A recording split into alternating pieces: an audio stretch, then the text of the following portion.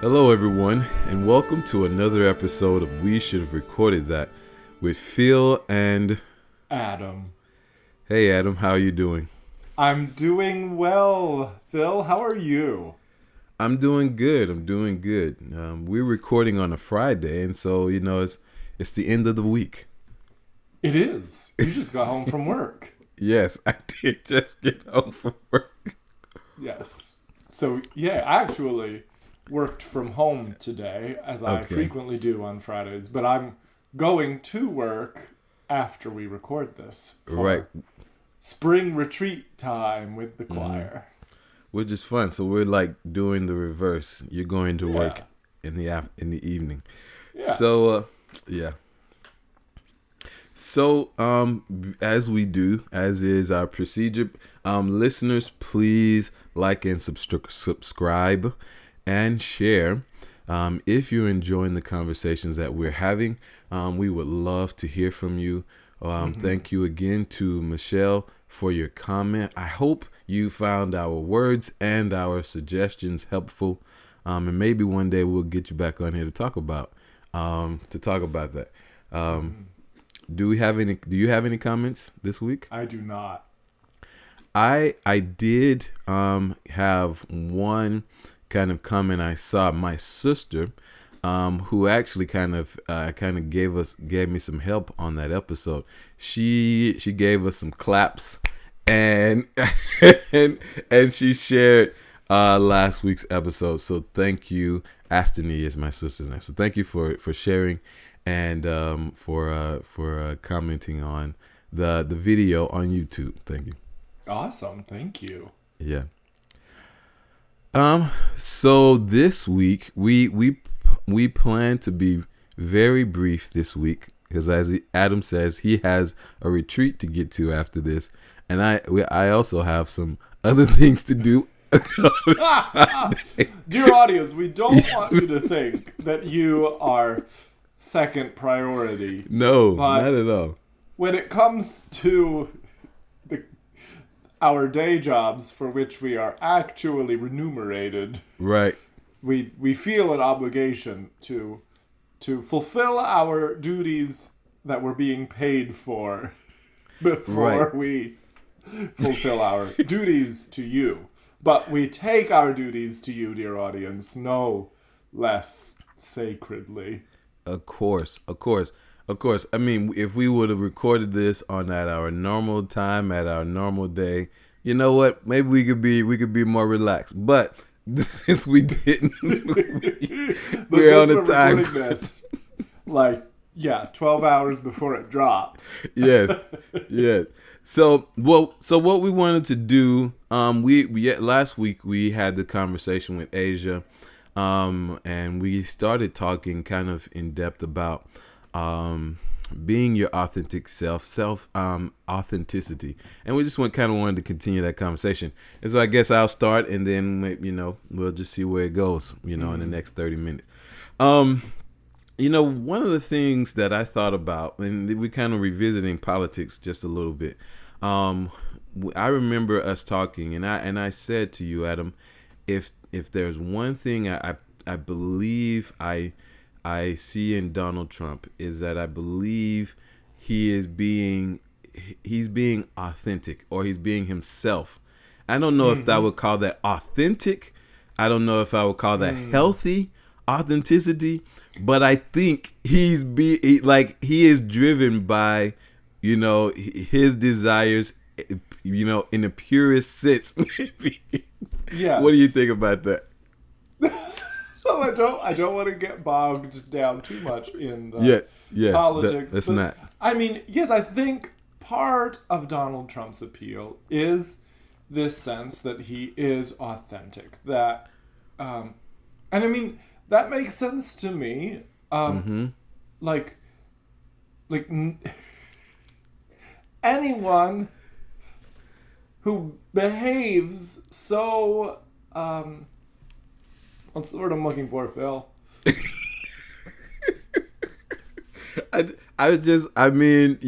with just self, I don't know, self-desire. Yeah.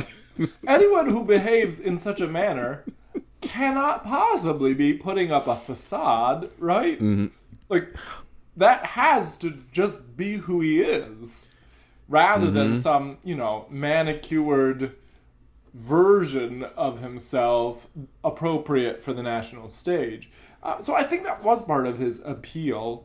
And so that begs the question then, like, what is more valuable for society? And this is not just a question the politicians need to ask themselves. This is a question we all need to ask ourselves. Mm-hmm.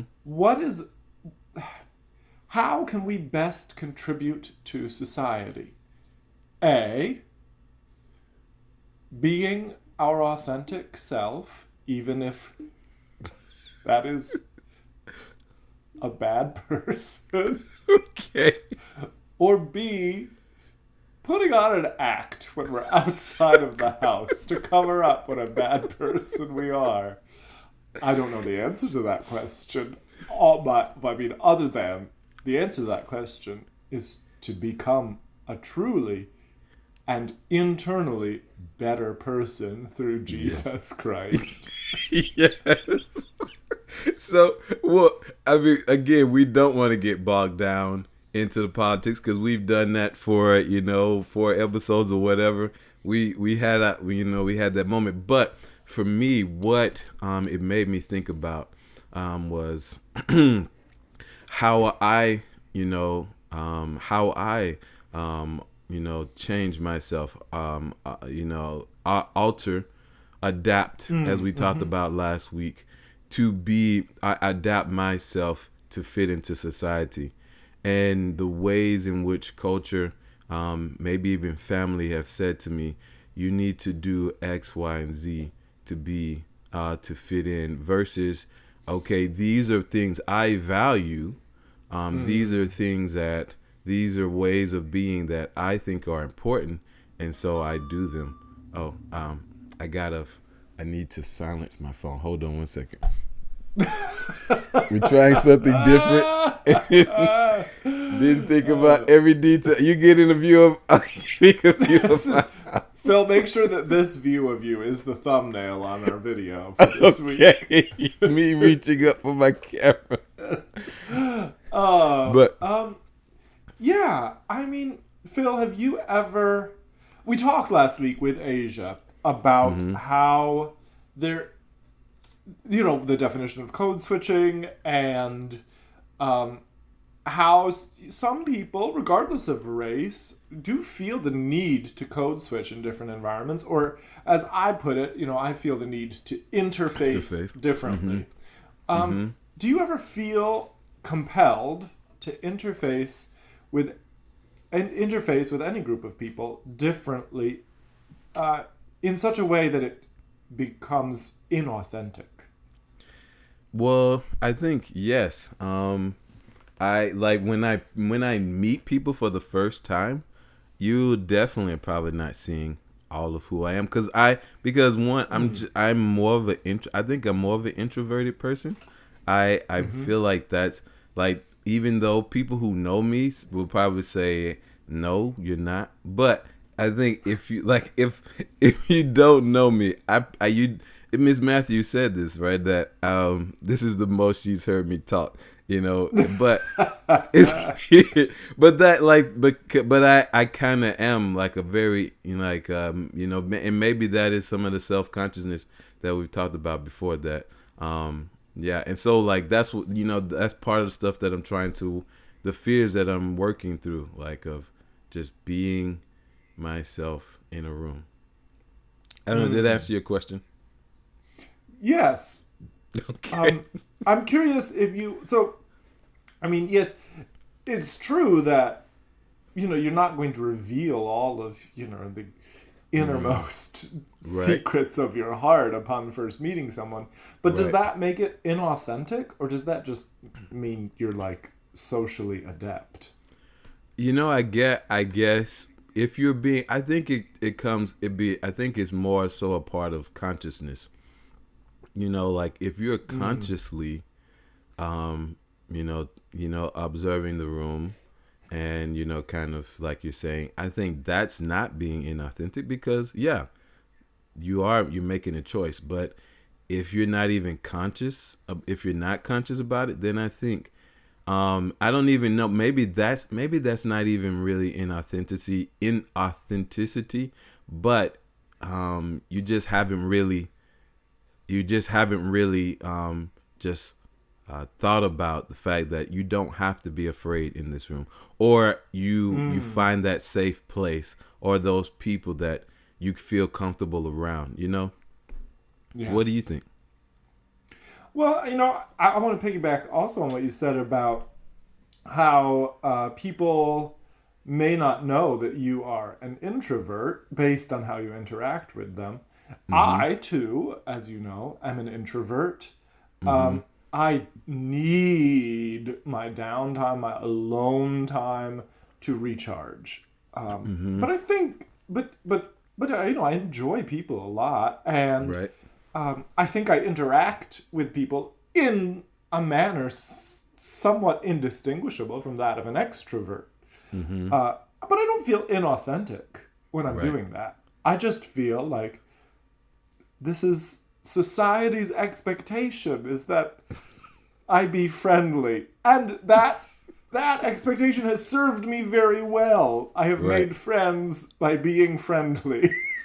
Instead of, maybe like my innermost core is like, don't make me go to a party. Don't make me talk to strangers. Like, please get me out of this coffee hour. Yeah, I agree. I agree with you. I think I'm thinking about a specific coffee hour. You mentioned coffee hour.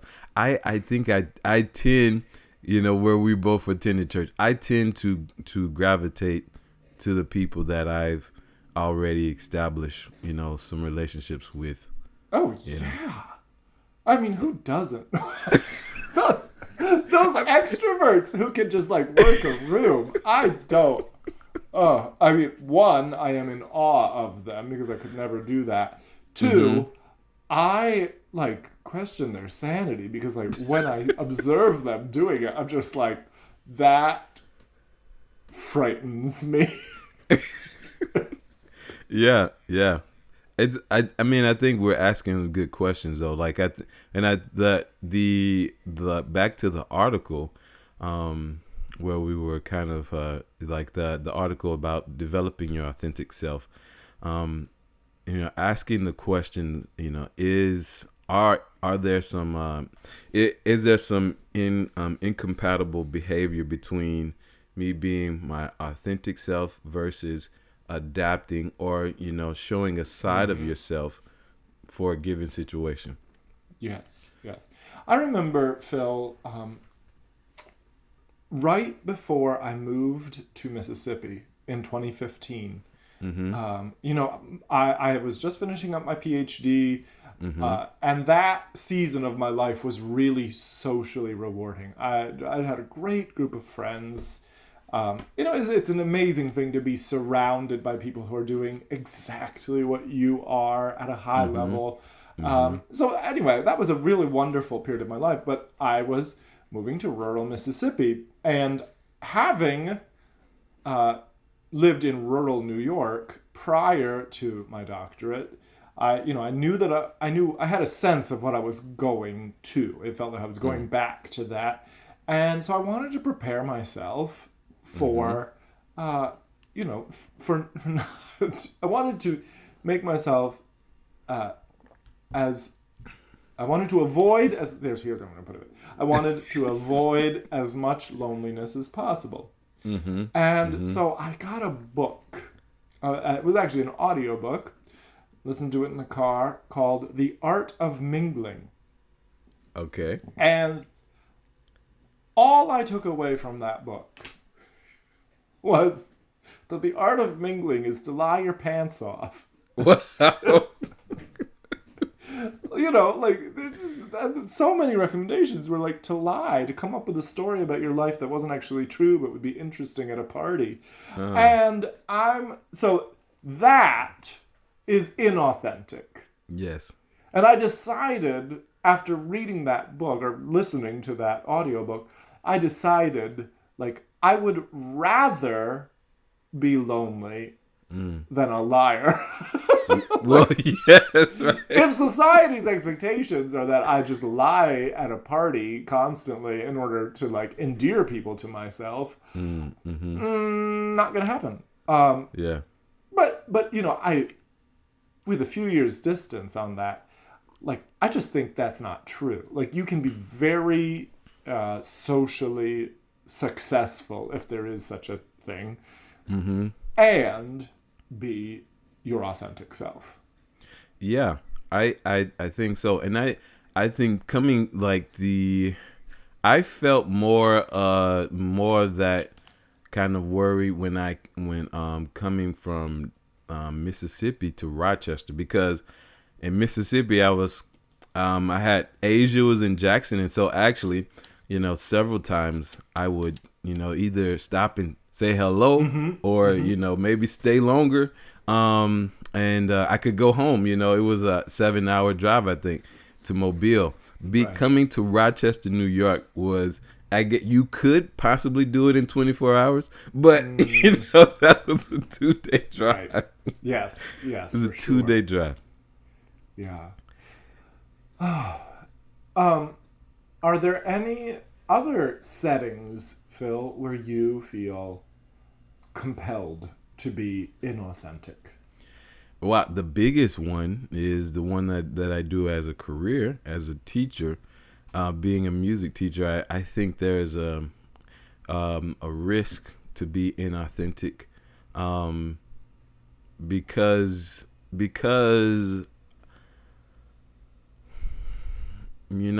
I guess you kind of wonder, how your students will perceive you, and I think. And I think I've had the opportunity to teach, through student teaching and the observing in high school and elementary. And like, of course, students want you to be authentic. They want you to be yourself. Yes. But I think the mentality, the mindset is, because they're people just like anybody else's people. Are they going to accept me as me? And it's weird to say, but I think but it's true. I think it's true, right? I think most teachers are just like we're like everybody else. You wonder, are your students going to accept you? And I had to say, thankfully, like this week I was out 2 days because I had very bad allergy interaction. Oh no, I'm sorry to hear that. Yeah, I'm better now. But the one thing that I found, like one thing that I found out, my students missed me. That my students miss me, and so I think there is a temptation to wonder, are your students? I mean, even can they really appreciate what you're trying to teach them? Yes. And I know you could tell us. You could talk about. Oh yeah. The thing that I have found, especially, and this was true of me as a younger teacher. This is true of my students who are now themselves young teachers. They cannot distinguish in themselves between what is a teaching or teacher's persona and what is fake or inauthentic. And for some of them, and that's a line that's different for every individual person. Some people, their teacher's persona is to walk into their classroom just bouncing off the walls. And that works for them. Even though when you meet them outside of the classroom, they're like quiet, mild-mannered, the kind of, introverted, shy, whatever. And that even that kind of disparity isn't necessarily inauthentic. It's simply that we interface differently with our students out of a desire to be effective and efficient than we do with other people. And I don't think that's inauthentic. If you find yourself facing burnout, then you might need to rethink your teacher persona. Because then, because if the teaching exhausts you to such a degree that you are just being burnt out regularly, then it's probably that it's just requiring too much energy for you to be that different from who you naturally are. But again, yeah, so those are my thoughts on that. Yeah, I think that those are really good thoughts. I mean, you can, the whole idea of, I mean, we understand pacing, like, maybe some days you can be, you can have an extended type of lesson, but it still moves in this way where students don't get bored versus versus going from one thing, we doing 10 we doing 10 different things. Yes. So yeah, where can we go from here? Can you think of any other places? Well, I just want to, again, going off of teacher persona, I'll share with you and our audience that there was a period in my life where I was, probably clinically depressed, although I was not diagnosed.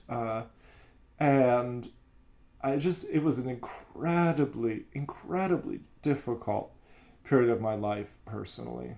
And I remember seeing a counselor who I had a pre-existing relationship with. I hadn't seen him in a while, and I just, I called him up and I said, like, could I have an hour of your time again? Because I need to talk through what's going on in my life. And I told him that I felt like such a fraud because I showed up to work every day and, in my own way, was bouncing off the walls of the classroom and, showed up to work every day and enthusiastic about learning and teaching and being there for my students and making music with them. And I said to him, I'm such a fraud because then, I wake up in the morning and I'm sad. I go to work and I pretend to be happy. And then I leave work and immediately I'm sad. And I'm just such a fraud. And he said to me, Adam, no, you're not a fraud. You're a professional. And that sticks with me. Praise God, I am not depressed right now. But, we all have days we wake up and we're just like, I want to sleep in today. And I just remember that, like, showing up, doing the job I love, and doing it to the best of my ability, despite whatever circumstances are going on in the rest of my life, that's never inauthentic. That's just being a professional. Yeah. I think that's a great thought. I want to move on because I want us to keep our brevity. But one of the last places, and why I thought it was kind of important for us to talk about this during Black History Month, is because I think for me, being again taking cues from culture as a Black man, I feel like there are some times where I diminish my personality or the features about myself to be accepted.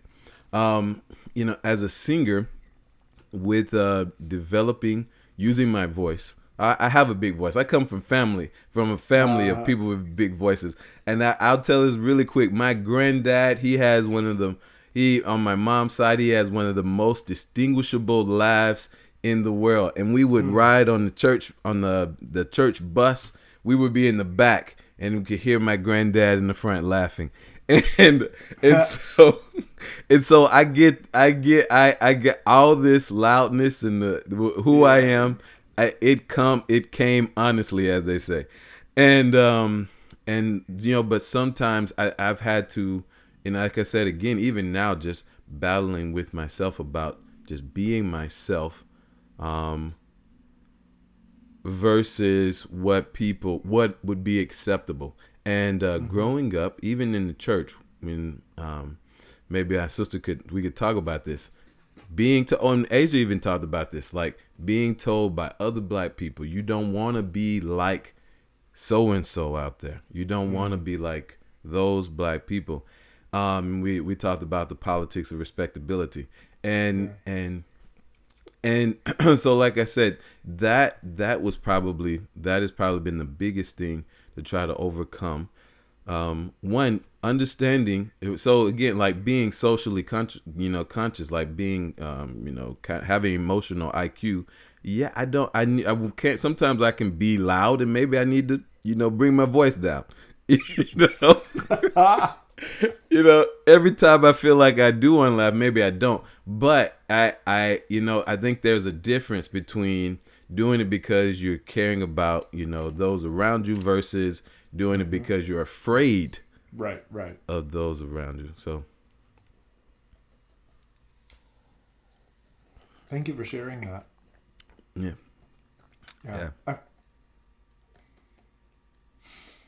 You feel me?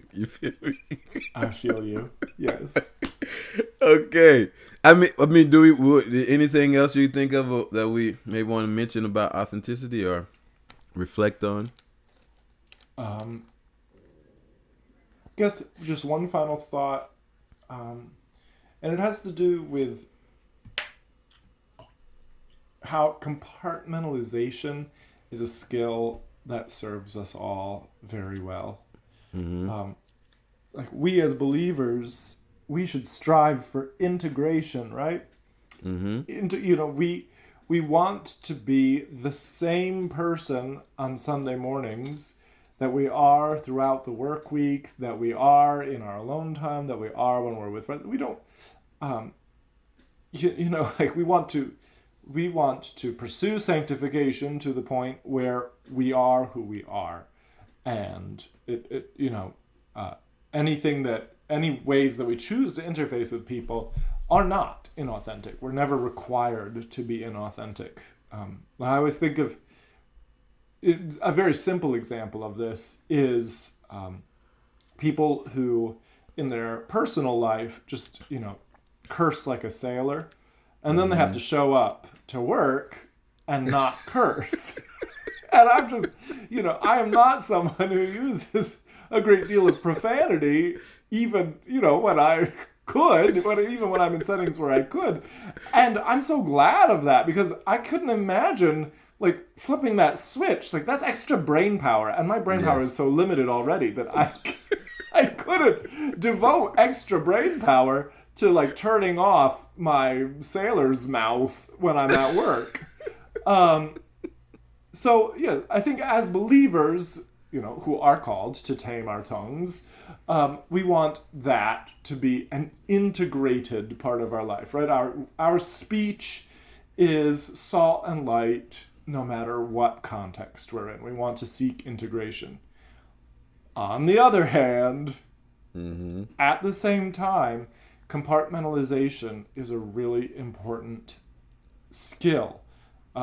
Being able to put away the things that are going poorly in our personal lives when we get to work. Being able to put away the things that are going poorly in our work lives when we get home and need to interact with spouses, children, friends, housemates, whatever. So, yeah, again, the ideal authenticity is a nuanced, three-dimensional thing. It's not as simple as it's not as simple as, to bring it full circle, like just being a horrible person even when you're in public. Yes. I think that's a great place for us to end. Yeah. All right. So shall we briefly talk about current events? Yes, we shall. All right. Phil, what's on your mind this week? Really quick. Dave Chappelle, he released a special, um, and it actually, I was like, this was really, really cool. I wouldn't call it a David and Goliath type thing because, I mean, Dave Chappelle is a pretty big comedian. I think most people know who Dave Chappelle is, but he on a few videos back, he talked about how he did this show that went really big, that had a lot of notoriety, but at the time the deal he made, he gave the rights away. Oh wow. He to that well in the contract he didn't have the rights to the show. Okay. And so the show was being played, was being streamed now, and he's getting no royalties from that show. And not only did he create the show, but the show bears his family name. Wow. The Chappelle Show, and Yes. like he talks about how his granddad would just be, chastising him about, how he doesn't have his family name. And so in that special, he asks, his supporters not to watch those videos because he's not getting any money for those. And so on the most recent one, he comes and says he thanks people. I mean, I've watched some of those specials. He asks, so he thanks people for not watching them because now he does have the rights to the show now. He has the license back. And so one of the things that I know, kind of a comment on that, is just the power of us working together. I think we see that even with the whole GameStop thing. Right. This idea of being a collective, and working towards a similar goal. I think we got to figure out, as the small people, I guess, how we can do more of that. Do more of that to affect positive change and make this world a better place. So that's my thought. Right. Go ahead. Amen. I am not going to talk about current events this week. I'm choosing this week to make another of my recommendations. Okay. And so probably none of us needs another streaming service, but I am going to recommend two shows on CBS All Access. Okay. I subscribed to CBS All Access so I could watch these shows, and then I canceled my subscription once I'd gotten through them. But they're terrific. The first is Star Trek Discovery. Okay. The most recent season is spectacular. All three seasons have been great, but this most recent season just made me think that this might be my favorite of all the Star Trek series. Wow. And yes, I'm a nerd. I know it. And the other is The Good Fight, which is a sequel to The Good Wife, which was a legal drama on CBS back in the day. But now they're making a sequel, several seasons. I think there are 4 or 5 seasons of that. The Good Fight, also really excellent. All right, Adam, what did you learn this week? Phil, I appreciated very much you sharing how you have to tame some elements of your personality, and were even told by other Black people not, to not behave in a certain way in order to, seek that respectability, whatever respectability is. Right. Yeah. And I'm just, I grieve that is true. I grieve that there isn't space. There are. I'm not negating anything we've said earlier in the episode about the need to interface differently with different people, but I grieve that there are spaces in our society, and far too many of them, where you can't be loud. To borrow your example. So thank you for sharing that. And Well, I'll be thinking about it some more. thank you, thank you. I mean, I want to. I really maybe we'll share some of the other articles that that at least I read about respectability, politics, or the politics of respectability, because I think it's maybe you'll realize, maybe you'll see how either you conduct yourself in this way, or maybe even how you tell others to conduct themselves in a way that that may not serve their values, but is for just to be accepted. And I think Yes. as we're saying, the nuance of walking that line is nuanced, but trying to do that. I think what I learned, because you brought us back full circle, is the nuance of being your whole self, but also, and I think I would even say it goes back to loving your neighbor, loving those that you're serving, whether it's your colleagues, or your customers, or your students, or your family, to say, okay, I'm not gonna take this to work, and I'm not gonna bring this home. Yes. And Right. so yeah, that's great. Absolutely. One bit of housekeeping before we go. Audience, strap in your seatbelt for next week's conversation. We have not yet recorded it, but we have Dr. Francis Fonza Smith joining us. I am very excited for this conversation. Fran was a classmate of mine when I was doing my doctorate, and now she's like a total rock star in the world. She is just the most phenomenal human being. So make sure, dear audience, that you tune in next week. Well, yes, please. And I'm looking forward to meeting her. So, Yeah. all right. All right. Anything else for the good of the order, Phil? That's it. All right. Then I'll say bye for now. Adios.